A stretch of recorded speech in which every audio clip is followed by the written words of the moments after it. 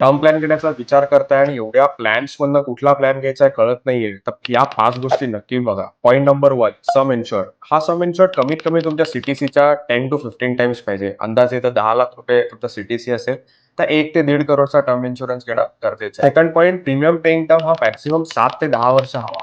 माझं असं मत आहे की इन्शुरन्स हा 75 इयर्स पर्यंत असावा, पण प्रीमियम पेइंग टर्म 7 ते 10 वर्ष असावा. कारण 10 वर्षात म्युच्युअल फंड्समध्ये एक चांगली वेल्थ होते आणि त्याच कालावधीमध्ये आपण सगळे प्रीमियम्स संपवले पाहिजे. प्युअर टर्म की टर्म प्लस रिलीफ. जर तुमचा इन्कम चांगला आहे तर नेहमीच टर्म प्लस रिलीफ घेतला पाहिजे. पण मेजॉरिटी लोकांचा जेव्हा आपण फायनान्शियल प्लॅनिंग असेस करतो तेव्हा प्युअर टर्म हा त्यांच्यासाठी योग्य असतो.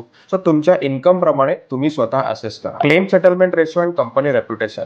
मेजॉरिटी लोक प्रीमियम्स जिथे कमी तिथे धावतात आणि क्लेमची जेव्हा वेळ येते त्यावेळेला त्यांना असं जाणवतं की मी राईट कंपनी निवडली नाही. इट इज व्हेरी इम्पॉर्टंट की तुम्ही नीट असेस करा. Last point, nominee awareness. Majority लोकांच्या घरी पत्नीला माहितीच नसतं की हस्बंडचा किती टर्म इन्शुरन्स आहे.